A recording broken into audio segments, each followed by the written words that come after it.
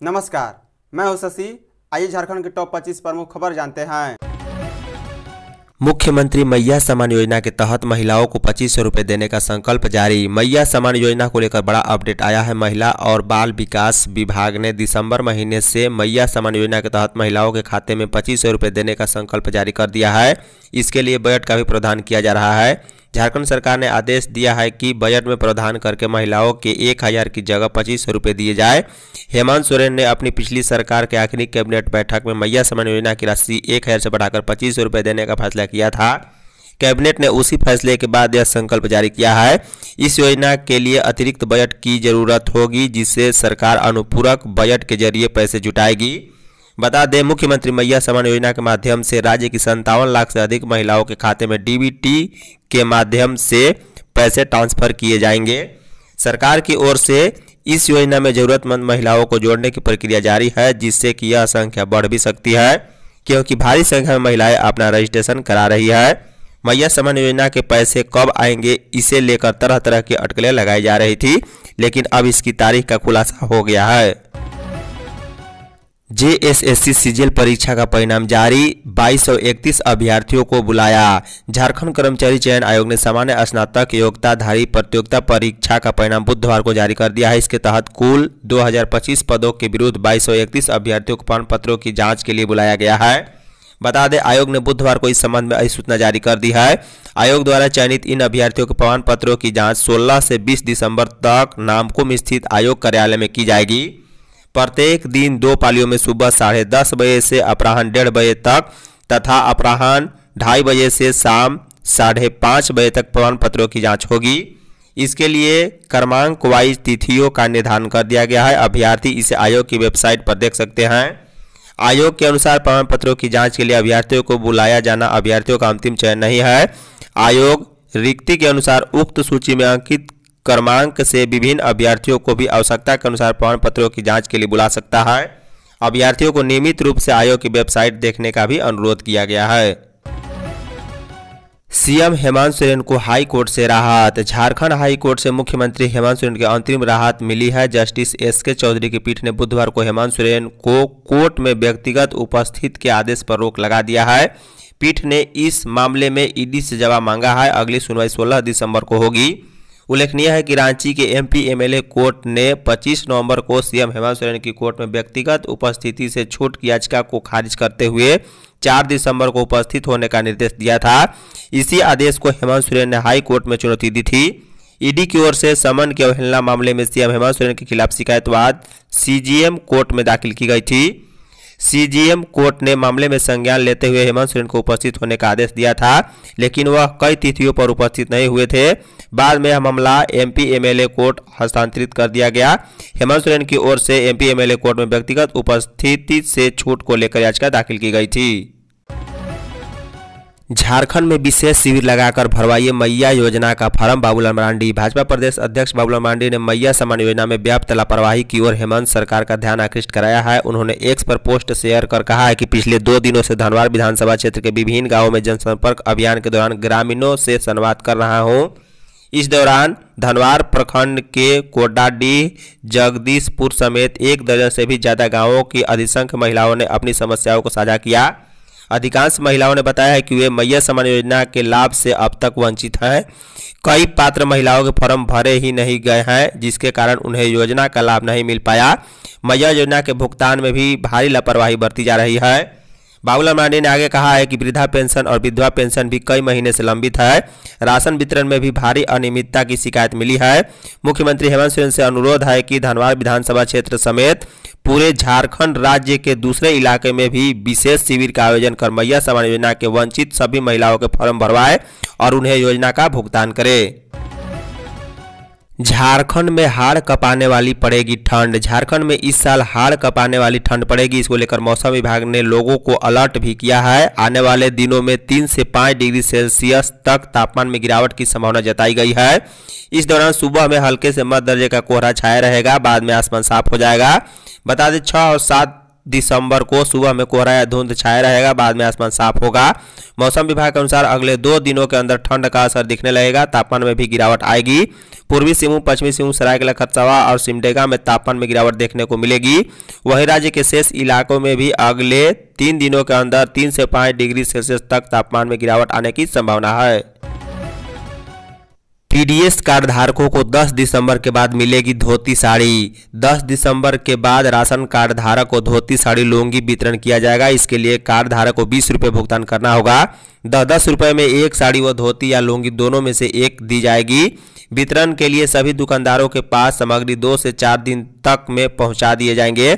विभागीय अधिकारी का कहना है कि जितनी मांग है उसके मुताबिक अभी सामग्री नहीं पहुंची है, इसलिए सिर्फ धनबाद प्रखंड के ही कार्ड धारक को साड़ी धोती लुंगी मिलेगा। वहीं नगर निगम क्षेत्र व अन्य प्रखंडों में धोती साड़ी का वितरण फिलहाल नहीं होगा। ओरमांझी गोलीकांड, सुजीत सिन्हा ने रची थी साजिश। रांची के ओरमांझी थाना क्षेत्र स्थित बिरसा जू के पास 22 नवंबर की शाम 2 युवकों को गोली मारी गई थी। गोलीबारी की घटना की साजिश जेल में बंद अपराधी सुजीत सिन्हा के द्वारा रची गई थी। एसएसपी चंदन सिन्हा के निर्देश पर गठित पुलिस की टीम ने कार्रवाई करते हुए घटना में शामिल कांके थाना क्षेत्र के रहने वाले जीशान शेख नाम का अपराधी को गिरफ्तार किया गया है। बता दें, गिरफ्तार अपराधी का पूर्व से आपराधिक इतिहास रहा है। एसएसपी चंदन सिन्हा ने बुधवार की शाम प्रेस कॉन्फ्रेंस कर यह जानकारी दी है। वहीं घटना की जांच के दौरान पुलिस को जानकारी मिली है कि जमीन कारोबारी संजीव जायसवाल से सुजीत सिन्हा गिरोह ने रंगदारी मांगी थी। जमीन कारोबारी ने ना तो रंगदारी दी और ना ही रंगदारी मांगे जाने के संबंध में पुलिस को बताया। रंगदारी नहीं देने को लेकर सिन्हा गिरोह के अपराधी जमीन कारोबारी संजीव जायसवाल को गोली मारने आए थे। मुख्यमंत्री मैया योजना के लिए लगने लगी है लंबी कतारें। मैया सम्मान योजना का लाभ लेने के लिए सरकारी दफ्तरों में महिलाओं की लंबी लंबी कतारें लग रही है। हाल यह है कि सुबह से अंचल कार्यालयों में महिलाओं का जुटान होने लगा है। बता दें, धनबाद अंचल कार्यालय में बुधवार की सुबह महिलाओं की लंबी कतार लगी रही। सुबह 10 बजते बजते कतार कार्यालय परिसर से बाहर सड़क तक लंबी हो गई। लाइन लगातार और लंबी होती जा रही थी। कारण था कि 10 बजे तक दफ्तर में कोई कर्मचारी नहीं आए थे। समय पर कर्मचारी के नहीं आने के कारण महिलाओं में नाराजगी दिखी है। राशि बढ़ने से महिलाओं का रुझान बढ़ा है। बता दें, राज्य सरकार ने मैया सम्मान योजना की राशि बढ़ा दी है। पहले महिलाओं को प्रति माह 1,000 रुपये दिए जाते थे। विधानसभा चुनाव के पूर्व मुख्यमंत्री हेमंत सोरेन ने यह राशि बढ़ाकर 2500 रुपये करने की घोषणा की थी। जनता को परेशान कर राजस्व जुटाने में लगी झारखंड सरकार, सीपी सिंह। रांची के विधायक सीपी सिंह ने कहा है कि राज्य सरकार अब जनता को परेशान कर राजस्व जुटाने में लगी है। रांची के सैकड़ों लोगों ने मुझसे शिकायत की है कि मामूली गलती पर भी धड़ाधड़ ऑनलाइन ट्रैफिक चालान काटे जा रहे हैं। किसी का 9, किसी का 12 चालान काटे जा रहे हैं। कुछ लोगों ने बताया कि उन्हें 15 से 20 हज़ार रुपये तक का चालान अब तक मिल चुका है।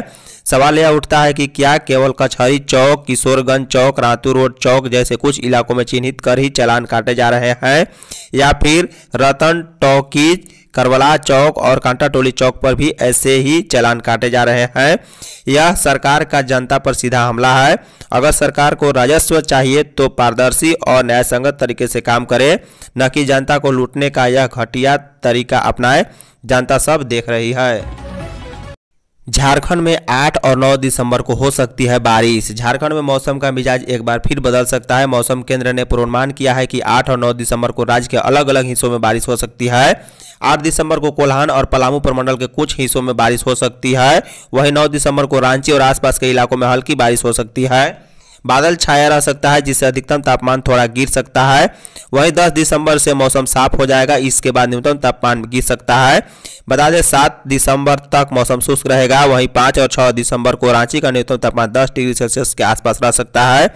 बादल और बारिश के दौरान अधिकतम तापमान 12 से 14 डिग्री सेल्सियस के आसपास हो सकता है। 100 के साथ प्रदर्शन करना गैर कानूनी, सम्मान के साथ करे संस्कार। High court. Jharkhand high court के जस्टिस दीपक रोशन की अदालत ने डेड बॉडी को लेकर प्रदर्शन की बढ़ रही घटनाओं पर चिंता व्यक्त की है। इस तरह के मामले को लेकर मैथन पावर लिमिटेड की ओर से दायर याचिका पर सुनवाई के बाद अदालत ने राज्य सरकार को दिशा निर्देश जारी किया है। बता दें, अदालत ने कहा है कि डेड बॉडी को लेकर विरोध प्रदर्शन करना गैर कानूनी है। जिस तरह से सम्मानजनक जीवन जीने का अधिकार होता है, उसी प्रकार मरने के बाद शव को उचित सम्मान मिलने का भी अधिकार है। अदालत ने राज्य के मुख्य सचिव व डीजीपी को दिशा निर्देश को सख्ती से पालन कराने का निर्देश दिया। उपरोक्त अधिकारियों को अदालत ने यह सुनिश्चित करने का निर्देश दिया है कि इस आदेश को जिला मजिस्ट्रेट, उपायुक्त व जिले के एसएसपी या एसपी के साथ साथ राज्य के संबंधित पुलिस थाना के प्रभारी सहित सभी संबंधितों को सूचित किए जाए, ताकि अदालत के निर्देशों का अक्षरशः पालन किया जा सके। अदालत ने याचिका को निष्पादित करते हुए शव को उचित सम्मान के साथ दफनाने या दाह संस्कार करने के लिए निर्देश जारी किया है। गिरिडीह में अभिनेत्री करिश्मा कपूर ने लगाई ठुमके। बॉलीवुड की मशहूर अभिनेत्री करिश्मा कपूर बुधवार को कल्याण ज्वेलर्स शॉप का उद्घाटन करने के लिए गिरिडीह पहुंची थी, जहां उनकी एक झलक पाने के लिए फैंस की भीड़ उमड़ पड़ी। इस दौरान अभिनेत्री ने जमकर ठुमके लगाए हैं। बता दें, मौके पर शहर के कई गणमान्य लोग भी मौजूद थे। उन्होंने पत्रकारों से बात करते हुए बताया है कि यहाँ के लोगों ने मुझे बहुत प्यार मिला है, गिरिडीह वासियों ने मेरा दिल जीत लिया है। आगे मुझे जब भी यहाँ आने का मौका मिलेगा तो जरूर आऊंगी। बता दें, करिश्मा कपूर के गिरिडीह आगमन को लेकर सुरक्षा के पुख्ता इंतजाम थे। इस मशहूर अभिनेत्री को देखने के लिए दर्शकों की भारी भीड़ उमड़ी थी। आइडिया दीजिए और 1 लाख तक का पाइए सीड ग्रांट। इंजीनियरिंग, पॉलिटेक्निक सहित किसी भी संकाय के विद्यार्थी सहित किसी भी विश्वविद्यालय के विद्यार्थी व आम लोग भी स्टार्टअप के लिए अपना आइडिया देकर 1 लाख रुपए तक का ग्रांट प्राप्त कर सकते हैं। बता दें, Jharkhand university of technology UGT व सीसीएल के सहयोग से विकसित झारखंड विकसित भारत के तहत आइडिया पिचिंग कंपटीशन का आयोजन किया जा रहा है। कुलपति डॉक्टर डीके सिंह के नेतृत्व में इस प्रतियोगिता का आयोजन किया जा रहा है। प्रथम चरण की प्रतियोगिता का आयोजन 7 और 8 दिसंबर 2024 को जेयूटी से संबद्ध कॉलेज संस्थान स्तर पर होगी। प्रचार की अध्यक्षता में गठित कमेटी द्वारा बेहतर आइडिया का चयन किया जाएगा। चुने हुए प्रतिभागी के लिए द्वितीय चरण की प्रतियोगिता बीआईटी सिंदरी में 14 दिसंबर 2024 को होगी, जबकि फाइनल राउंड की प्रतियोगिता 21 दिसंबर 2024 को जेयूटी में होगी। वहीं इंडस्ट्री विशेषज्ञ द्वारा बेहतर आइडिया का चयन किया जाएगा। डोर टू डोर कचरा कलेक्शन के लिए एजेंसी का चयन। रांची नगर निगम ने डोर टू डोर कचरा उठाव के लिए एजेंसी का चयन कर लिया है। स्वच्छता कॉर्पोरेशन नामक एजेंसी को इसकी जिम्मेदारी दी गई है। इससे संबंधित अधिसूचना निगम ने जारी कर दी है। बता दें, संबंधित एजेंसी राजधानी के सभी 53 वार्ड में जाकर हर घर से कचरा उठाने का काम करेगी। निगम ने इसके लिए सभी नागरिकों से सहयोग की अपील की है। बता दें कि कुछ समय पहले ही नगर निगम ने कचरे का उठाव के लिए टेंडर निकाला था। रांची नगर निगम द्वारा जारी सूचना में कहा गया है कि डोर टू डोर कलेक्शन हेतु आमंत्रित निविदा के क्रम में स्वच्छता कॉर्पोरेशन का चयन हुआ है। प्राइमरी कार्य कलेक्शन के लिए यह एजेंसी सभी 53 वार्डों में प्रत्येक हाउस होल्ड का सर्वे और RFID की शुरुआत किया जा रहा है। निगम ने इसके लिए सभी नागरिकों से सहयोग की अपील की है। मुख्यमंत्री के पहल पर घर लौटेंगे विदेश में फंसे 50 कामगार। झारखंड के 50 कामगार विदेश में फंस गए हैं। मुख्यमंत्री हेमंत सोरेन की पहल पर सभी श्रमिक जल्द ही अपने घर लौटेंगे। मुख्यमंत्री की पहल पर सभी कामगारों को झारखंड लाने की कागजी कार्रवाई पूरी हो गई है। 11 से 18 दिसंबर के बीच बारी बारी से सभी लोग अपने घर पहुंचेंगे। मुख्यमंत्री कार्यालय ने यह जानकारी दी है और कहा है कि झारखंड में विधानसभा चुनावों की वजह से उनकी वापसी में देरी हो गई। अगर चुनाव नहीं होते तो कामगार अब तक अपने घर में होते। सीएमओ से जारी एक विज्ञप्ति में कहा गया है कि ये लोग मलेशिया की लिंडमास्टर इंजीनियरिंग एवं कंस्ट्रक्शन कंपनी में झारखंड से काम करने के लिए गए हुए थे। जलाशयों के अतिक्रमण को चिन्हित कर कार्रवाई करे रांची उपायुक्त। रांची डीसी मंजूनाथ भजंत्री की अध्यक्षता में बुधवार को शहरी क्षेत्र में जल स्रोतों के संरक्षण और अतिक्रमण व प्रदूषण मुक्त कराने को लेकर बैठक हुई। इसके लिए टास्क फोर्स के गठन पर भी चर्चा हुई है। डीसी ने शहरी क्षेत्र के सभी जल स्रोतों के मूल नक्शा को आधार बनाकर भूमि व आसपास की सरकारी भूमि पर किए गए अतिक्रमण व अवैध निर्माण को चिन्हित करने का निर्देश दिया। अधिकारियों को भूसुर नदी, हिनू नदी, कांके डैम सहित सभी जगह जहां अतिक्रमण है वहां पर कार्रवाई करने को कहा है। डीसी ने कहा है कि अतिक्रमण मुक्त करने के बाद स्पष्ट सीमांकन करे जिससे दोबारा इस क्षेत्र पर अतिक्रमण नहीं हो। कल्पना सोरेन करेंगी महिला HIL का उद्घाटन। हॉकी इंडिया के महासचिव भोलानाथ सिंह ने बुधवार को झारखंड के मुख्यमंत्री हेमंत सोरेन से मुलाकात की और उन्हें 12 जनवरी से रांची में होने वाली हॉकी इंडिया लीग के महिला व पुरुष के उद्घाटन और समापन के लिए आमंत्रित किया है। भोलानाथ सिंह ने बताया है कि 12 जनवरी को मोराबादी स्थित मरांगोम के जयपाल सिंह मुंडा एस्टोटर्फ स्टेडियम में महिला HIL के उद्घाटन की मुख्य अतिथि विधायक कल्पना सोरेन होंगी। वहीं 26 जनवरी को लीग के समापन के मुख्य अतिथि मुख्यमंत्री हेमंत सोरेन होंगे। रांची में महिला HIL के फाइनल समेत 13 मैच खेले जाएंगे। वहीं पुरुष HIL के मुकाबले राउरकेला में खेला जाएगा। उत्तर प्रदेश से आलू की आवक बढ़ी। झारखंड में पश्चिम बंगाल सरकार द्वारा आलू की आपूर्ति रोके जाने के कारण परेशानी बढ़ गई थी। इसे देखते हुए पंडरा बाजार के थोक व्यापारियों ने अब उत्तर प्रदेश की ओर रुख कर लिया है। इसका फायदा यह हुआ है कि उत्तर प्रदेश से आलू आसानी से मिल रहा है। बुधवार को पंडरा बाजार में आलू की आवक बढ़ गई है। 30 ट्रक आलू आया है, जबकि इसके पहले 20 ट्रक आलू प्रतिदिन आ रहा था। बता दें, आलू की सप्लाई बढ़ने का असर यह भी है कि थोक मंडी पंडरा बाजार समिति में आलू 2 रुपये प्रति किलो सस्ता हो गया है।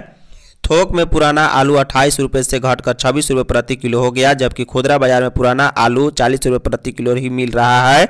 यही नहीं, बुधवार को बाजार समिति में रांची का लोकल नया आलू 1200 पैकेट आया।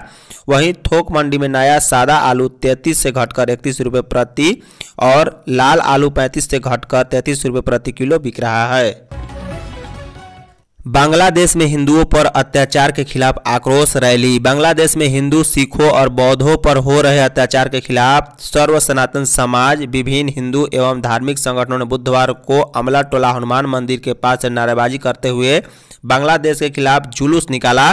जुलूस पोस्ट ऑफिस चौक, घंटा घर होते हुए शहर के मुख्य मार्ग से गुजरी और बांग्लादेश के खिलाफ जमकर नारेबाजी की और आक्रोश जताया।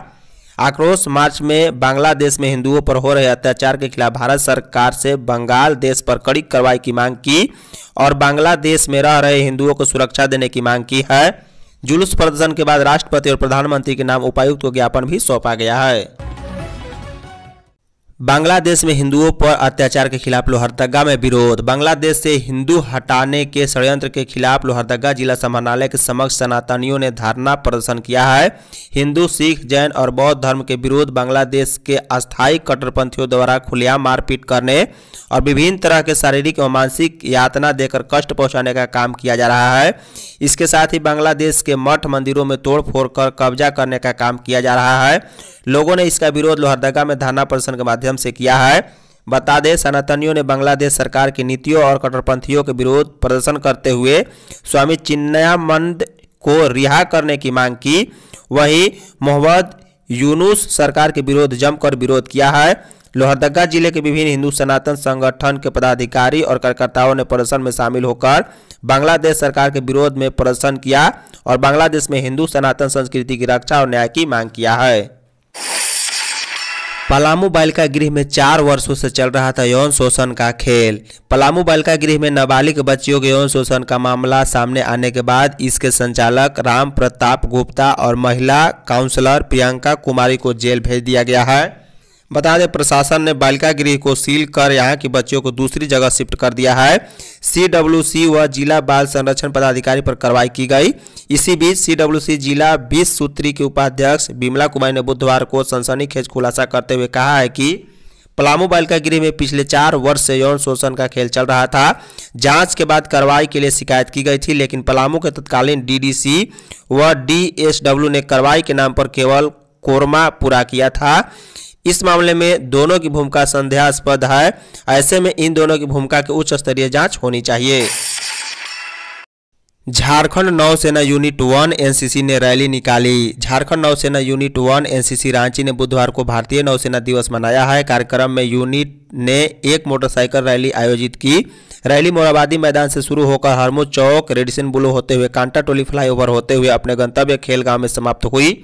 इस कार्यक्रम में कुल 170 कैंडिडेट, 15 नौसेना सैनिक और 10 सेवानिवृत्त नाविक शामिल हुए हैं। बता दें, रांची यातायात विभाग ने रैली को समुचित सहयोग प्रदान किया है। कार्यक्रम का समापन औपचारिक केक काटने के साथ हुआ।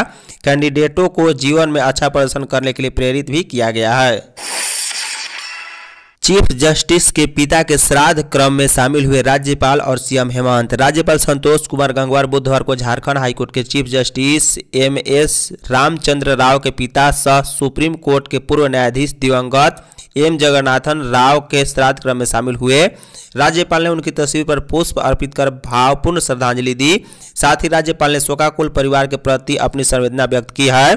वहीं झारखंड के मुख्यमंत्री हेमंत सोरेन बुधवार को झारखंड हाईकोर्ट के chief justice MS Ramchandra Rao के दिवंगत पिता और सुप्रीम कोर्ट के पूर्व न्यायाधीश स्वर्गीय M जगन्नाथन राव के श्राद्ध क्रम में शामिल होकर दिवंगत आत्मा को श्रद्धांजलि दी है। सभी अल्ट्रासाउंड क्लिनिकों में सीसीटीवी कैमरा लगाए बोकारो उपायुक्त विजया जाधव ने बुधवार को समाहरणालय स्थित कार्यालय कक्ष में पूर्व गर्भाधान और प्रसव पूर्व निदान तकनीक एक्ट पर जिला सलाहकार समिति के साथ बैठक की। उन्होंने संबंधित अधिकारियों से हर बिंदुओं पर जानकारी ली और जिले के सभी अल्ट्रासाउंड क्लिनिकों में सीसीटीवी कैमरे हर हाल में लगाने का निर्देश दिया। टीम ने कहा है कि क्लिनिक संचालकों से इसे 1 सप्ताह में सुनिश्चित कराए। साथ ही क्लिनिक के बाहर अल्ट्रासाउंड करने वाले चिकित्सक का नाम, उपस्थित रहने का समय समेत पूरा विवरण रहना चाहिए। बिना वैध पहचान पत्र के कोई भी अल्ट्रासाउंड नहीं चलेगा।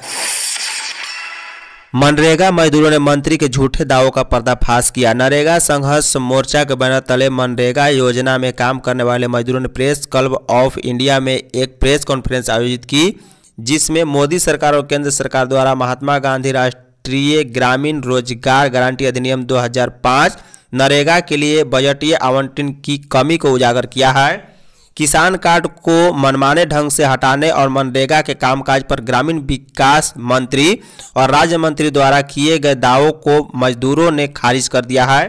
राज्य मंत्री चंद्रशेखर प्रेमानसानी के अनुसार एनडीए सरकार ने मनरेगा बजट में सालाना 20,000 करोड़ रुपए की बढ़ोतरी की है, जबकि वास्तविकता इसके विपरीत है। वहीं प्रसिद्ध अर्थशास्त्री जया द्रेज ने स्पष्ट किया है कि फंड ट्रांसफर ऑर्डर समय पर दिए जाते हैं, लेकिन श्रमिकों के खाते में भुगतान में हफ्तों या महीनों की देरी होती है। धन्यवाद।